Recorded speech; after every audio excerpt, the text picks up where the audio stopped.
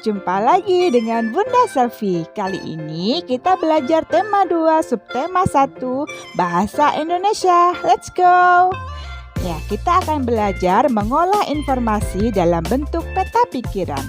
Informasi dari sebuah teks dapat diperoleh dengan membaca intensif atau membaca memindai. Salah satu cara menggunakan mengolah informasi adalah dengan membuat peta pikiran. Kamu dapat mendapat informasi dengan cara membaca artikel majalah, buku, surat kabar, ensiklopedia, atau internet. Peta pikiran. Apa yang dimaksud dengan peta pikiran? Peta pikiran yaitu suatu cara untuk mengorganisasikan dan menyajikan informasi yang terhubung dengan topik sentral dalam bentuk kata kunci, gambar atau simbol, dan warna sehingga suatu informasi dapat dipelajari dan diingat secara cepat dan efisien. Manfaat peta pikiran: yang pertama, memudahkan belajar. Yang kedua, meningkatkan kreativitas. Dan yang ketiga, mendorong untuk lebih produktif dan efisien. Cara mudah membuat peta pikiran. Tentukan ide pokok masing-masing paragraf. Membuat daftar pertanyaan. Tuliskan jawaban dalam bentuk cabang yang saling terhubung. Cara membuat daftar pertanyaan bisa disingkat menjadi Adik Simba. A. Apa? D. Di mana? K. Kapan? C. Siapa? M. Mengapa? Bagaimana?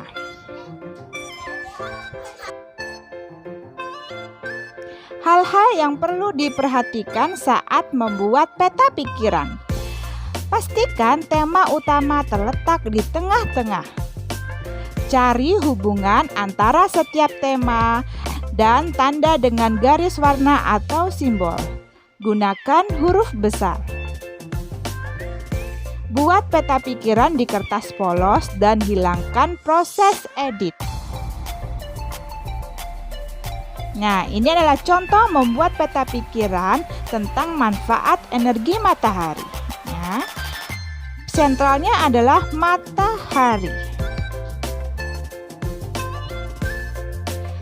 Manfaat yang pertama, matahari adalah sumber vitamin D. Yang kedua, membantu menguatkan tulang. Yang ketiga, membantu proses fotosintesis. Yang keempat, meningkatkan kualitas tidur. Yang berikutnya, menjaga kesehatan mental, memberi penerangan, dan yang terakhir, menghasilkan energi listrik. Nah, berikutnya mengumpulkan informasi tentang minyak bumi.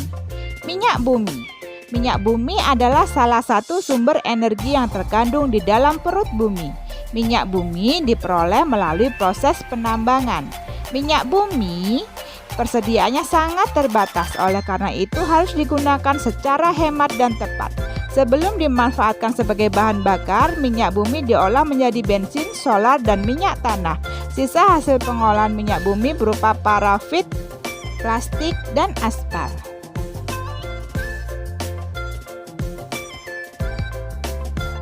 Setelah memperoleh informasi, silakan jawab beberapa pertanyaan berikut. Apakah minyak bumi termasuk salah satu sumber energi? Jawabannya, iya. Minyak bumi adalah salah satu sumber energi. Yang kedua, apakah minyak bumi suatu saat akan habis? Jawabannya, iya. Minyak bumi suatu saat akan habis. Yang ketiga, minyak bumi yang dijelaskan di atas adalah minyak bumi yang terjadi secara alamiah. Apakah mungkin manusia membuat minyak bumi buatan? Jawabannya, tidak, manusia tidak mungkin membuat minyak bumi. Yang keempat, sebutkan minimal 5 penyebab terjadinya kelangkaan BBM atau bahan bakar minyak. Yang pertama, ketersediaan minyak bumi yang semakin sedikit. Yang kedua, kurangnya infrastruktur penyaluran BBM. Yang ketiga, adanya kuota BBM subsidi. Yang keempat, pesatnya pertumbuhan masyarakat di suatu daerah. Yang kelima, semakin banyaknya kendaraan sehingga berbanding terbalik terhadap BBM. Berikutnya yang keenam, bagaimanakah agar BBM tidak cepat habis? Jawabannya, menggunakan kendaraan umum saat bepergian, tidak menggunakan kendaraan ke tempat yang berjarak dekat, mengurangi penggunaan kendaraan pribadi, mengganti dengan bahan bakar alternatif.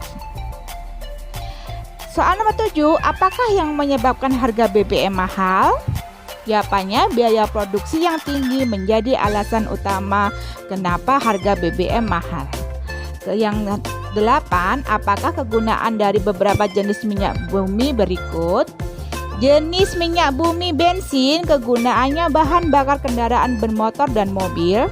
Solar, kegunaan bahan bakar kendaraan bermotor dan mobil.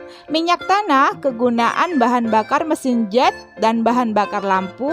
Aftur, kegunaannya bahan bakar pesawat. Dan aspal, kegunaannya bahan pelapis jalan dan bahan pengikat agregat.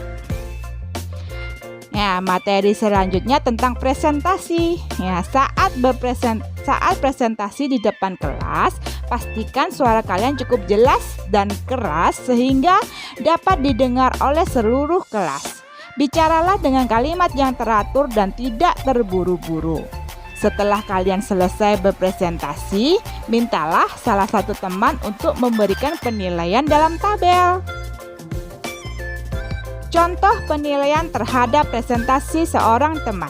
Ya, kriteria bahasa yang digunakan: baik, kalimat jelas dan mudah dimengerti. Cukup, kalimat cukup jelas tetapi ada beberapa kata yang sulit dimengerti. Berlatih lagi, kalimat sulit dimengerti. Suara saat presentasi: baik jika jelas terdengar, cukup jika kurang jelas, berlatih lagi jika tidak terdengar. Kriteria sikap saat presentasi: baik jika berani dan percaya diri, cukup jika berani tetapi masih ragu, berlatih lagi ketika tidak percaya diri, malu, tidak mau berbicara. Nah, cukup sekian materi kali ini. Kita jumpa lagi di materi selanjutnya. Jangan lupa like, subscribe, dan komen. Bye-bye.